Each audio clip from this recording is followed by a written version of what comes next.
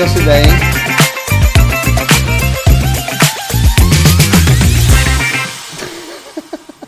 Dá pra cortar essa parte, né? Fala pessoal, estamos aqui para o nosso segundo episódio de God First, do livro de Atos, e hoje nós iremos entrar em Atos capítulo 2, um dos capítulos mais emblemáticos aí desse livro. Então já pega a tua Bíblia de papel, pega o teu caderno, você que não segue o canal, siga o canal, e eu quero começar esse vídeo com uma oração. Senhor Deus, eu quero te agradecer porque a tua presença já está aqui. Eu oro para que a tua doce presença, Espírito Santo, venha invadir cada casa aqui representada. Que seja uma manhã, ou tarde ou noite de experiências com o Espírito Santo. Aumenta o teu fogo sobre cada um dos meus irmãos. Eu oro por cura. Eu oro para que o Senhor venha trazer cura sobre aqueles que estão enfermos. Eu vejo uma unção de cura vindo sobre algumas pessoas, o Senhor curando intestino, gastrite e também pessoas com dificuldade de respiração. Aonde você está agora, seja curado em nome de Jesus. Nós tomamos autoridade contra toda enfermidade e declaramos cura agora em nome de Jesus. Amém. Amém. Atos capítulo 2, versículo 1. A palavra de Deus diz: E tendo chegado o dia de Pentecostes, eles estavam todos reunidos em um só lugar. E de repente, pode sublinhar esse de repente, veio um som do céu, como uma rajada de vento impetuoso, e encheu toda a casa em que eles estavam assentados, e lhes apareceram línguas como de fogo, que se repartiram e pousaram sobre cada um deles. E todos foram cheios do Espírito Santo e começaram a falar em outras línguas, conforme o Espírito Santo lhes concedia falar. Até aqui. Então vamos refletir aqui, então, primeiro nesses 4 versículos. Tendo chegado o dia de Pentecostes, eles estavam todos reunidos em um só lugar. Eu quero destacar 2 coisas aqui nesse primeiro versículo. Primeira coisa é o poder da unidade. O poder de você estar junto. O poder que existe em você estar inserido no corpo. Eu estou pregando aqui para a internet, isso aqui é um canal no YouTube, mas eu vejo muitos jovens que deixam de viver igreja local para viver a igreja do YouTube. E por mais que isso aqui seja uma ferramenta importante para a propagação do evangelho, isso aqui não substitui a igreja, porque a igreja ela vai então demandar, ela vai exigir relacionamento, vida com vida. Todos estavam juntos, existia uma unidade. Então uma pergunta aqui, você está em unidade? E às vezes nós estamos até na igreja local, inseridos na igreja local, mas com amargura no coração ou desconectados, sem perceber ou sem participar daquilo que Deus tem feito. Então, esse versículo 1 traz um confronto para mim e para você. Porque eu não quero perder aquilo que Deus tem para nossa geração. Você não quer perder, você não quer ficar de fora. E aquele que não estava junto nesse dia ficou de fora desse evento tão importante para a igreja primitiva. E eles então estavam todos juntos em um só lugar. A segunda coisa que eu quero destacar aqui é que existe, então a primeira foi unidade, a segunda é, existe poder em você estar presente. Eles estavam no mesmo lugar. Apesar de estar aqui falando pela internet, e nós temos na nossa igreja local cultos transmitidos através da ferramenta do YouTube, isso não substitui o fato ou a importância de você sair da tua casa, se arrumar, pegar o teu carro, ir até o mesmo ambiente, porque existe algo que Deus faz nesse ambiente onde nós estamos juntos fisicamente. Né, o salmista vai falar em Salmo 133, quão bom e quão agradável é que os irmãos estejam em união, é como o óleo que escorre da cabeça, passa pelas barbas de Arão, até a orla de suas vestes. Falando da unidade, né? os irmãos que vivem em união. E aí no final do texto vai dizer: é ali que o Senhor ordena bênção e vida para sempre. Existe essa bênção que é liberada no contexto de estarmos juntos no mesmo lugar, estarmos em unidade, estarmos vivendo igreja na prática. Aí versículo 2: e de repente, eu quero destacar aqui o de repente de Deus. Então nós vemos que existe uma preparação. A igreja ficou em oração, vimos isso no capítulo ou episódio anterior. Eles esperaram em oração quando de repente algo aconteceu. Às vezes parece que demora muito tempo para que Deus faça algo de repente. O de repente é uma intervenção divina de Deus. O de repente é quando ele invade a tua agenda. O de repente é aquele momento onde Deus invade um culto, invade uma conferência, invade o teu devocional com a própria presença de Deus. Nós vemos que muitos avivamentos começam nesse de repente. Eu peguei aqui um relato de Frank Bortman, que era um intercessor de William Seymour, que era o líder, né, do avivamento da Rua Azusa.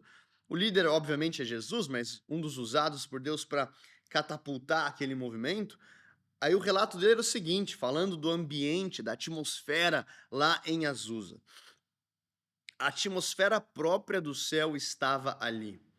Muitas pessoas estavam de pé, tremendo sob o poder de Deus, e repentinamente, você vai ver aqui o relato dele, repentinamente, ou de repente, o Espírito Santo caía sobre toda a congregação. Deus mesmo fazia os apelos. O que ele quer dizer aqui? Que as pessoas vinham para o altar entregar a vida para Jesus, mesmo quando não era o momento do apelo para a salvação. Homens caíam em toda parte, como mortos em uma batalha, ou corriam ao altar em massa buscando a Deus. A cena muitas vezes parecia uma floresta cheia de árvores caídas. O que nós vemos aqui em Azusa? Que Azusa foi tocada pelo de repente de Deus. Qual que é a minha oração para Portugal, para Lisboa, para o Brasil, para as nações aqui representadas? Que a tua cidade abra espaço, a tua igreja abra espaço na agenda para sofrer o de repente de Deus. Alguns cultos atrás, aqui em Lisboa, nós tivemos um momento onde o culto acabou e o Espírito Santo simplesmente colocou no meu coração: espera um pouco. E não teve palavra, não teve apelo, não tinha uma música específica, mas simplesmente a glória de Deus invadiu o ambiente, pessoas começaram a se ajoelhar, pessoas começaram a chorar, outras pessoas começaram a rir. Por quê? Porque o de repente de Deus foi liberado naquela atmosfera. Então, um encorajamento, um desafio é: será que existe espaço na sua agenda para o de repente de Deus? Será que você espera o de repente de Deus, aquela intervenção divina? E quando esse de repente veio, né, veio um som do céu, como um vento impetuoso, a casa se encheu, né, a casa em que eles estavam, e apareceram línguas de fogo que pousaram sobre cada um deles, e o que? Todos foram cheios do Espírito Santo. Não apenas o líder, não apenas o apóstolo, não apenas o pastor, todos. Todos quem? Provavelmente os 120, vimos no capítulo anterior, que estavam em oração. Então nós percebemos aqui que ser cheio do Espírito Santo não é algo que está restrito apenas para o teu líder, para o teu pastor, para o apóstolo. Sim, eu honro os nossos líderes e pastores. É importante você honrar, é importante você estar debaixo de uma liderança. Isso é muito importante. Porém, nós vemos aqui que o Espírito Santo veio sobre todos. Ele começou então, e eles começaram a falar em outras línguas, conforme o Espírito os capacitava. Então escreva aí no teu caderno: capacitação. O Espírito Santo te capacita para uma missão impossível. É aquilo que você não pode fazer, é aquilo que você não consegue fazer. E eles foram cheios do Espírito Santo e capacitados e começaram a falar em outras línguas. Aquilo começa a atrair a multidão, as nações, né? Aqueles que estavam em Jerusalém começam a ouvir, eles começam a se aproximar. E lá no versículo 13, A palavra diz, vamos do 12. E todos se maravilhavam e estavam em dúvida, dizendo: o que significa isso? E outros zombavam. Estes homens estão cheios do vinho novo. Meu irmão, você está preparado para receber oposição?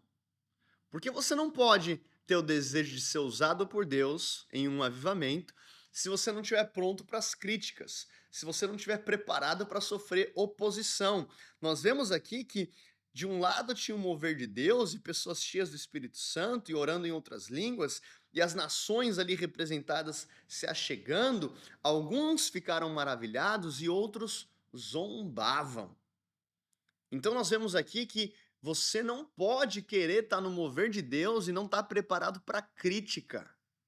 Você tem que estar preparado, com casca grossa, por quê? Porque vão falar de você, vão falar da tua igreja. Se tiver um mover genuíno de Deus, isso vai atrair pessoas famintas e vai atrair também um espírito religioso ou pessoas que não vão compreender. Uma coisa é você não compreender e ter um coração humilde de falar: Deus, eu vou ficar quieto aqui como Gamaliel. A gente vai ver mais pra frente. Como Gamaliel, por quê? Porque se não for de Deus, essa onda aqui vai passar. Agora, se for de Deus, eu não quero me ver lutando contra Deus.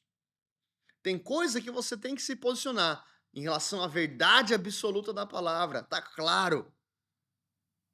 O que a palavra fala, a palavra fala. Agora, tem momentos que você tá em dúvida, fica quieto. Ó, zip na boca. Você não quer estar lutando contra Deus. E se não for de Deus, essa onda passa. Foi o que Gamaliel falou. Agora, muitos zombavam. Você está preparado? É o que Paulo fala aos Gálatas. Se eu vivesse para agradar aos homens, eu já não seria servo de Cristo. Você não consegue agradar a multidão e ao Senhor Jesus. Então, alguns se maravilhavam e outros zombavam. Mas Pedro, pondo-se em pé com os 11, levantou a voz e disse: o que é tão importante aqui nesse texto? Que Pedro colocou-se em pé. Coloque no teu caderno, Pedro ficou em pé. Então, avivamento não é só cair no espírito, rodar, rodopiar, chaba, shei, show, chu. Pastor, você gosta disso? Eu gosto, cara. Eu gosto de experiências com Deus. Eu gosto quando sou tocado pelo fogo do Espírito Santo. Quando algo acontece, uma experiência acontece, eu choro, eu canto, dou risada. Eu estava até falando com o meu irmão aqui, o Luke, que está na gravação. O Espírito Santo tocou ele em alguns cultos atrás. Ele ficou no altar dando risada, cara. Sei lá, meia hora, uma hora. Uma risada bem diferente. Deus tocou o coração dele. Eu amo, cara, esse mover do Espírito Santo.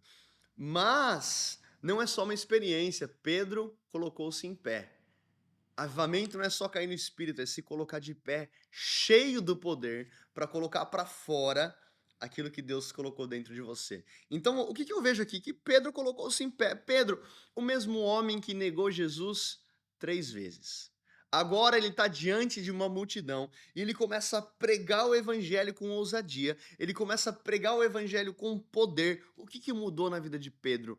A presença do Espírito Santo, o enchimento do Espírito Santo. Ele se coloca em pé e ele diz no versículo 15: estes não estão embriagados, como imaginais, sendo essa a terceira hora do dia. Mas isso é o que foi falado pelo profeta Joel. Então nós vemos aqui que Pedro, ele tinha escrituras também. Ele começa a citar aqui o profeta Joel. Acontecerá que nos últimos dias eu derramarei do meu espírito sobre toda a carne, vossos filhos e filhas profetizarão, os homens jovens terão visões, e os vossos homens velhos sonharão sonhos, e até sobre servos e servas eu derramarei do meu espírito, diz o Senhor. Então, Pedro, ele se levanta cheio do Espírito Santo e proclama o quê? A palavra. Então, eu creio num avivamento que tem um mover sobrenatural do Espírito, mas esse apreço pelas Escrituras. Pedro conseguiu trazer contexto bíblico, contexto da palavra de Deus, para esse mover do Espírito. Em outras palavras, você tem que estar tão cheio de Bíblia, tão cheio de Bíblia, que quando o Espírito Santo vem sobre você, ele tem a palavra de Deus para repousar. Como o salmista diz: Eu escondi a tua palavra no meu coração para eu não pecar contra ti. E o Espírito Santo traz vida para a palavra, e Pedro então ele vai discernir que aquele momento era então o cumprimento daquilo que Joel havia proferido, o que ele havia profetizado, aquilo que estava nas escrituras. Que coisa impressionante. Que coisa linda. E aí você vai ver a pregação de Pedro, já desde o versículo 14 até o versículo 38, ele falando a respeito de Jesus, fala que ele é então a raiz de Davi, aponta para a corrupção do homem, e no versículo 38 ele diz: Então disse Pedro, não, versículo 37, ora, quando eles ouviram isso, compungiram-se em seu coração, ou seja, aquela mensagem trouxe confronto, escreva isso, a mensagem do evangelho deve trazer confronto. Você não prega para aceitação da mensagem, você prega para a conversão do pecador. E para o pecador ser convertido, ele precisa se arrepender. Qual que é o problema da nossa geração? A gente está discipulando gente que nunca morreu. A semente, como Jesus fala em João 12:24, ela deve cair em terra e morrer. Se ela não morre, ela fica só, mas se morre, ela dá muito fruto. O que é então inconsistente? É você esperar fruto de crente que não morreu, que não foi para o altar, que não entregou a vida. Então, gente que gosta da vibe, não, eu gosto aqui do hype, da luz, do som, eu acho importante, eu acho bonito. Não, meu irmão, a mensagem do evangelho, a loucura da pregação do evangelho, como Paulo fala, ela traz confronto. Aponta para a cruz do Calvário. Eu preciso me arrepender. Olha o que Paulo fala, Pedro fala, no versículo 37, ora, quando eles ouviram isso, compungiram-se em seu coração e disseram a Pedro e aos demais apóstolos, homens, irmãos, o que faremos? Em outras palavras, eles percebem que eles crucificaram o Messias. E aí a pergunta é, o que a gente vai fazer? Qual que é a saída? Não existem 5 caminhos que levam à salvação, não existem 4, não existem 3, não existem 2, existe apenas um caminho, Jesus Cristo de Nazaré. Aqui então é o peixe quase que pulando para dentro do barco. O que faremos? Então disse Pedro, arrependei-vos e seja batizado cada um de vós no nome de Jesus para a remissão de pecados. Ou seja, arrependimento para a remissão de pecados. O perdão, a remissão de pecados está disponível para o mundo inteiro. Agora, acessa aquele que crê e aquele que se arrepende. Aquele que tem esse processo de metanoia. Arrependei-vos para remissão dos pecados e recebereis o dom do Espírito Santo. Versículo 41 vai dizer: Então os que alegremente receberam a sua palavra foram batizados, e naquele dia acrescentaram-se cerca de 3.000 almas. Versículo 41. Diga uau aí na sua casa. Cara, é uma grande onda de salvação. Nós vemos que esse texto, esse capítulo vai começar com comunhão, a igreja estando junta, a igreja em oração, sofre então o de repente de Deus, eles são cheios do Espírito Santo, essa experiência ela se converte em uma pregação, Pedro fica de pé, coloca para fora aquilo que Deus coloca dentro dele, e então a gente começa a ver almas e mais almas confrontadas pela mensagem do Evangelho, e 3.000 são batizados e entregam a vida para Jesus. Eu quero profetizar sobre você o fogo do Espírito Santo, a presença de Deus enchendo o teu coração agora mesmo. Alguns vão começar a falar em outras línguas, alguns vão sentir esse calor tocando as tuas mãos, o teu corpo, os teus pés. É a presença do Espírito Santo sobre você. Eu quero declarar agora, em nome de Jesus, a glória de Deus invadindo o seu coração. Você tendo encontros com o Espírito Santo e Deus te levantando, como levantou Pedro, para pregar o Evangelho. Deus usa essa geração para participar dessa grande onda de salvação. Deus usa os meus irmãos para pregar com ousadia, sem se preocupar com a aceitação da mensagem. Essa mensagem que confronta, essa mensagem que fere a nossa carne, que nos aponta para a cruz e nos leva para a conversão. Em nome de Jesus, você que precisa entregar a vida para Jesus, simplesmente onde você está, diga: Senhor Jesus, eu peço perdão pelos meus pecados. Eu te reconheço como meu único e suficiente Salvador. Eu creio que tu és o Filho de Deus que ressuscitou dos mortos e eu entrego a minha vida a ti. Faça essa oração. Uau, que presença de Deus!